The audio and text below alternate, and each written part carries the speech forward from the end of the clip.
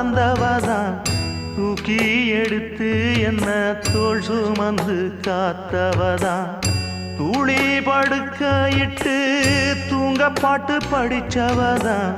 தூசி துரும்பு பட்டா தவதறி துடிச்சவதான் நோய் நொடியில்